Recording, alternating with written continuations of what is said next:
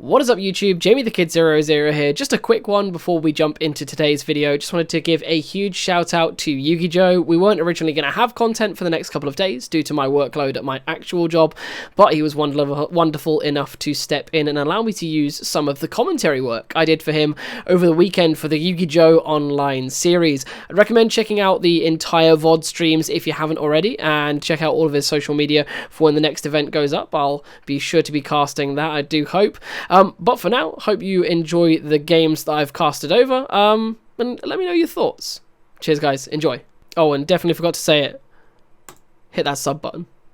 Good morning, duelists, and welcome to the YuGiJoe Online Series. Welcome to round one. I'm going to be your caster for the day, for today's round one feature. My name is Jamie the Kid 00, and I'm joined by the wonderful Rufio. How are we doing today, Joe? Yeah, not too bad, man. How's it going? I cannot complain. Really looking forward to another weekend of online Yu-Gi-Oh! I understand we've got a pretty interesting feature match for round one. We're not going to be, if our sources are correct, we're not going to be starting with either of the two titans of the meta right now. That's correct. So my understanding here is that we've got Kian playing Burning Abyss. That being Party with KB. Yeah, and Josh just lost playing Plunder Patrol. And they're off to a flying start. Okay, so yeah, I was about to say, Kian with a man after my own heart with the tour guide play, but if Fake Veiler shuts that down, set card and pass. This works out quite nicely for us, actually, because I'm pretty keen on my Burning Abyss, and I believe you're quite keen on your Plunder Patrol. Oh, but you're spoiling it. We don't know. Well, we do know that it's Plunder Patrol now. So, yes, I am very much up on my Plunder Patrol. We're going to see Shipyard coming down, discarding the fusion spell. I'm not going to bother pronouncing that name to search the deck for a Plunder Patrol card. It's really important that it discards the fusion spell there, because the fusion spell has an additional effect from the graveyard to equip their very powerful equip card, which we'll come to as and when he does it. So he's going to be adding the Whitebeard and normal summoning the Whitebeard. Now, this isn't hugely useful in his own turn, because all of the non-extra deck monsters that have tag out effects all do it in the opponent's turn. So I'm assuming, unless he's got an extender in his hand, that's going to just be a normal summon of the Whitebeard and a clear over the tour guide, and then a potential pass. But he's not. He's going to be activating that fusion spell from the graveyard. It's going to allow him to equip an emblem of the Plunder Patrol from the deck to the Whitebeard. It's going to boost the Whitebeard, make it untargetable by card effects, but most importantly, you can also use it to essentially use Whitebeard's effect early and tag it out for one of the extra deck monsters using Emblem. It'll be interesting to see what the set back row is, because this particular version... Oh, there we go. That's our answer. So it's going to be Fiend Griefing. Potentially a little premature. Of course, to give you guys who are watching a quick heads up, we can't actually see any form of player chat because these players are communicating in a Discord server. So I'm interested to see what timing this is being used in, because of course if he sends, say, a Farfa here, the Farfa may well not be able to target the Whitebeard, because the Whitebeard currently can't be targeted by card effects. But it's going to be a backjack. So he's setting up a bit ahead of time here. Yes. He's very much going to need to, because Burning Abyss is going to find itself struggling in this matchup. One of the biggest problems with Plunder Patrol is that the extra deck monsters that it summons are entirely dependent on the attributes used by your opponent. And Plunder Patrol really only has access to Dark, Light, and Fire. Dark and Light are the two arguably the most powerful. And that's such an unfortunate hit. The Farfa are really not going to be doing a lot here, because of course the Whitebeard can't be targeted. But continuing on with that last little point, the fact that Burning Abyss is going to offer light and dark monsters on the field or in the graveyard is going to be really good for the Plunder Patrol deck to be able to summon its monsters. To be honest with you, I think part of what he's done here is just trying to get rid of that back row. I assume that he's got some sort of Burning Abyss cards in hand that he wants to be able to special summon. And that's obviously one of the unfortunate things about playing the control variant of the deck, but it's not like it's not done that for years before, so I mean it can be worked with anyway. Now there's that extender I was mentioning previously. The Bluebeard can special summon itself from the hand if you control another Plunder Patrol monster. And now he can do a variety of things. He's not triggered any of the kind of effects of the Plunder Patrol monsters that lock you into Plunder Patrol summons. So he can Xyz here, he can Synchro here, he can just keep the monsters on the field because that's a considerable amount of attack points. Or he can trigger the effect of Emblem to start special summoning from his extra deck. So he is going to use it to special summon Blackbeard because he has a water monster on his field. The trick with Emblem as well, and the really cool thing that gets around that attribute restriction I said about before, is that Emblem can actually base itself on the attributes you control, as opposed to what your opponent has. So he's going to trade up into the Link monster, clear over the tour guide, attack for 1,000 with the Bluebeard due to the boost from the field spell. And even though it may look like a flimsy field, he's well within a position to pass here if he wants to. But he is then going to immediately tag out for the Moak.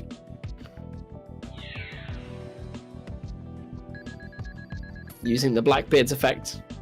Sorry, again, not being able to see the card effects being activated, it can cause a little bit of a lag here as I work out which effects are being used. But the Blackbeard did tag out the Bluebeard for a 2,000 attack Moak. And now he's got a quick effect banishment card on the field, so a walking, talking Karma Cut. And he's off to a pretty good start. Very, very strong. And that's a little bit more unhelpful. The fact that he has a Farfare in hand that he has to activate means that he can't use it later on as a board out. The Fiendish Rhino Warrior is okay here, but bear in mind, Moak does not destroy, it banishes. So Rhino Warrior's protection isn't going to be helpful here. Be interested to see what line of play he's going to go with here. It's a very difficult board to overcome, because it's worth noting that if a light monster hits the field, that Blackbeard is going to be able to trade itself out for the light boat, which is a monster effect negator. So if we see a Dante or a Beatrice here, the lock only gets stronger. It'll be interesting to see where he has to go with this. Like you say, he could go for the Dante, but you wouldn't under these circumstances. Oh, no. He goes down Cherubini route. It's a situation in which the Dante still continues, even at full tilt, to be smaller than these monsters. One of the alarming things people forget about Plunder Patrol is a lot of their monsters have very small printed attack points, but due to that field spell, they just get massive. And that flipped trap, although I thought it was going to be the continuous, could have increased their attack even further for a second. So we're going to see Plunder Patrol party flipped, allowing you to draw cards equal to the number of equipped cards you control +1, then shuffle cards back into the deck equal to the number of equipped. So similar to Phantasme, so having those 2 equipped cards in the form of Whitebeard and Bluebeard, it's going to be able to draw 3, put 2 back. I'm beginning to think that Josh is just a giant troll. I mean, look at his picture and his sleeves. Oh, completely. What did we have last time? Wasn't it like a weird-looking dog? Yeah. I think he wasn't using the Doge, but he was using something similar. It's also worth noting that the Plunder Patrol monsters are not actually goblins, as a lot of people believe. They are trolls, if you read the spelling of their name. So, a troll playing a troll deck. Very characterful. So, we're going to see quite convincingly Plunder Patrol take game 1 in this Battle of the Fiends. Do you have any insight into what Burning Abyss could be bringing in for the side deck? So I imagine he will be setting up to go first. That would be pretty obvious from the way the deck is built. The question of what he's got available, I'm not entirely sure what he has that combats this particularly well. I think he's probably got some blowout cards. I don't have access to his list at the moment, but I would have thought he'll be playing some sort of banishment options. Particularly stuff like Cosmic Cyclone, because that's a good way to obviously deal with some of the meta decks like Eldritch and the like, and hopefully that would be the kind of thing that would potentially help him in this scenario. Yeah, it can have an interesting interaction with this deck, because of course you don't really want to be using it too much on the equipped monsters because they're all very free, but hitting out power cards like that field spell are very, very good picks. Out of curiosity, would this deck have issues if Imperial Order got flipped? I've never really explored the situation. I wouldn't assume too much, and it would really depend on the attributes my opponent had used. Because the deck has very ready access to its back row out monster, so it shouldn't be too much of an issue. Okay. It would definitely be an inconvenience. I'm not going to say it's absolutely useless. However, it's definitely not an auto lose. Yeah, I'm not sure he's running it in his particular build, but that is quite a common option. I believe the only spell he was running may have been Foolish Burial. Yeah, so we're going to see another unfortunate opening from the Burning Abyss player. Just 2 set back rows and a pass, and a very strong opening again. Any opportunity for the Plunder Patrol deck to hit that shipyard puts them so far into the lead. The deck is chock full of cards that benefit from being discarded, and Plunder Patrol Shipyard is all discard all day. So we're going to see the very standard opening again as well of normal summon Whitebeard, reveal Bluebeard, special Bluebeard. And what are they going to make here? So Link, Synchro. It is going to be the Dragite, one of my favorite picks in this deck because it's all water monsters. You can make a very easy kind of pseudo Void Ogre Dragon or pseudo Boral Savage Dragon because of the benefit that you're going to have those water monsters in the graveyard. Dragite, very, very strong. Of course, into 2 back row, having 1 negate off of that immediately is ridiculous.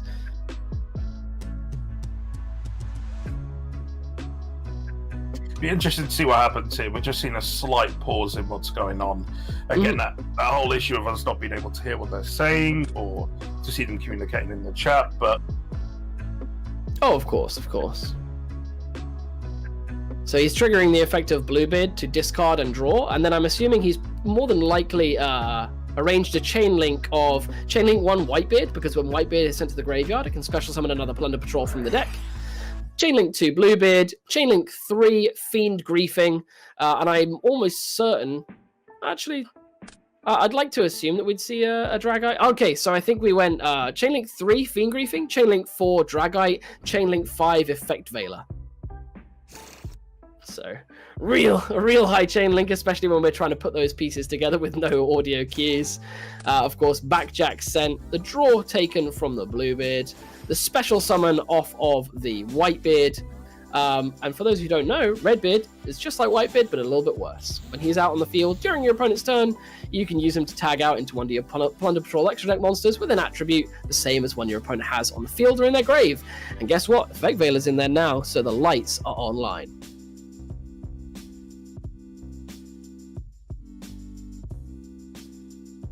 Any thoughts on if this is recoverable for you, Joe?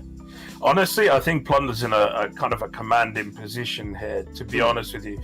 Obviously, we don't know what the set back row is. We don't know what Kian has in hand, but I'd be dubious to say that he's in any kind of special position unless the back row is some sort of blowout card. Yeah, and the acceleration does continue here. Of course, ship shape, ships shipping. The fusion spell was sent to the graveyard earlier on by Bluebeard, and he's now going to be able to use it to equip that emblem of the Plunder Patrol. That can allow him to rank up into something real big. It can be the Blackbeard, it can be Moark, it can be Lice. We could see a huge amount of damage here, and it's only going to be amplified, of course, by that shipyard that he searched at the start of the turn. Depending on what that back row is, this has the potential to be game. It's really entirely dependent on what other extenders are sitting in that hand. Yeah, I mean, you would think he's got 3 other options in hand versus essentially 1 assumed interrupt. I would say he's in a pretty strong position. Yeah. So, I mean, he has an easy 55 if we consider, say, just making Lice. And I mean, Lice Dragite Pass is a monster effect and a spell trap negate. But he is going to use the emblem to turn into Blackbeard. And the handy thing about Blackbeard is he can tag out anyway. So if he can get 1 more back row card on the field to give just that little bit more of a boost to Blackbeard, this is a game shot. And there's that back row card. So that Blackbeard is now going into this battle phase on 3,100 attack, if my math is correct. 3-1 plus 3k, that's 6-1. And then the Blackbeard can just tag out into a Lice for 2k. The Blackbeard equips itself at 2.5, and that is far over 8,000. So we could be seeing a very, very swift game. So now will be the telling time. Is that back row anything crazy?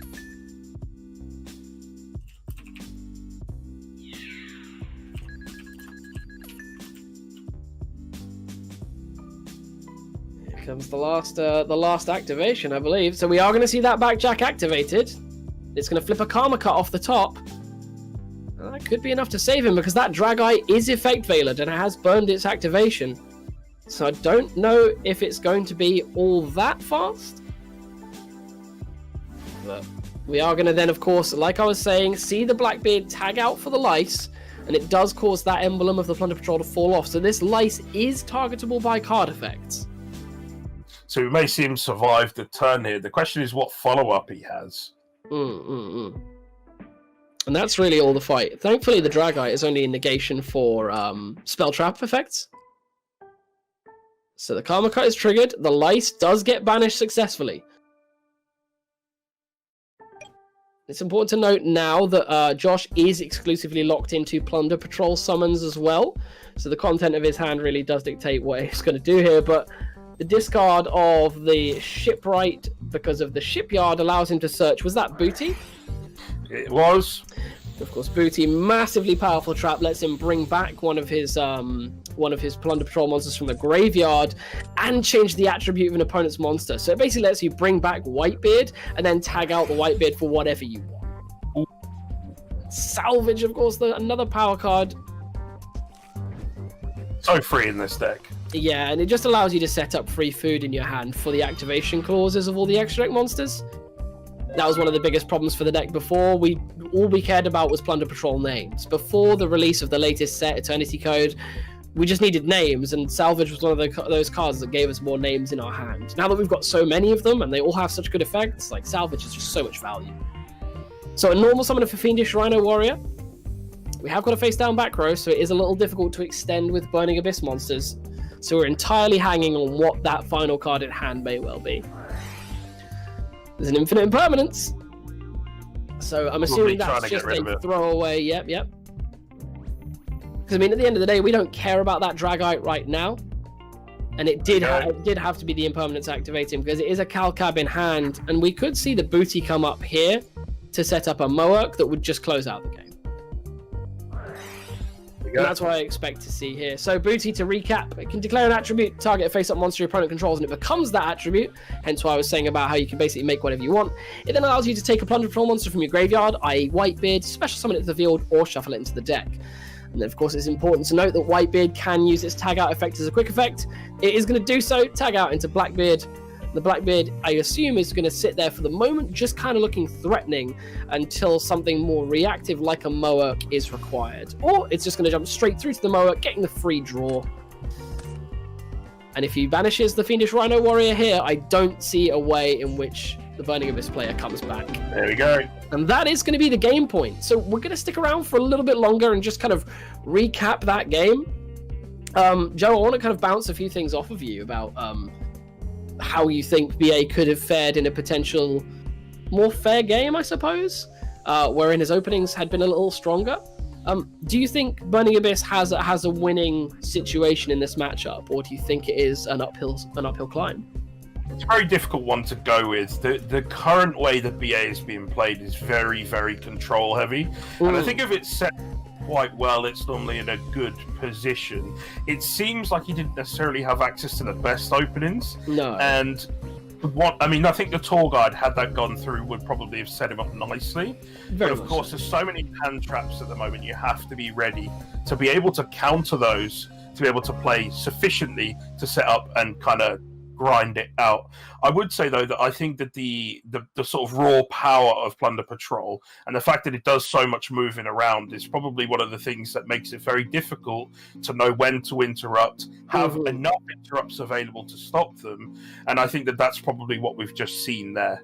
Very much so. I feel like the decks share a lot of things in common because, of course, Burning Abyss was always the deck of free value back in the days of a more balanced Yu-Gi-Oh! And kind of Plunder Patrol turns that whole theme up to 11. Almost every single card in the deck gains a benefit off of being costed away or used to continue its own plays. So I think that Burning Abyss is in a situation wherein it's almost being beaten at its own game. Because the deck has its own built-in Mothman, its own graph, its own...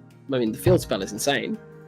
Yeah, it's in a weird position at the moment. I mean, obviously we always talk about BA being that it just never dies. It does have a lot of, I guess, modern tactics that work quite well, but it's important to note that as we get other sets with stuff like Plunder Patrol that can do similar things in roundabout ways, is it being power crept out of the game? We've also seen it take a lot of indirect hits and that kind of stuff as well. So take all of that into consideration too. It's just in a tough spot at the moment. Yeah, it's a difficult one. I mean, we may well see it bounce back from the list, but I'm hoping to see a bit more representation from Plunder Patrol across the event, as well as Burning Abyss. But Plunder Patrol is such a colourful list to me, and it's so many different interactions, and it feels like something new and fresh in the way of mechanics in the game. So I'm hoping we get to see a little bit more of that. But any closing thoughts you wanted to go through, Rufio, before we go to commercial break? No, it's just pretty much. I really enjoyed actually seeing Plunder Patrol in action. It's not a deck I get a lot, and it is one that I know people are experimenting with. So it'll be interesting to see how it does in the grander scheme of things, particularly across the rest of the tournament. Very much so, very much so. Well, guys, I hope you've all enjoyed this very brief round 1 feature match. Do stick with us. We've got, I believe, 6 rounds of Yu-Gi-Oh goodness for you today, and plenty of wonderful casters to bring you all of the action. Myself and Rufio will be back for round 4, so do keep your eyes peeled for that if you particularly want to follow us around, and we hope you all enjoy the rest of the content to come. We'll see you guys very, very soon for the rest of the YuGiJoe Open Series after these short messages. See you soon.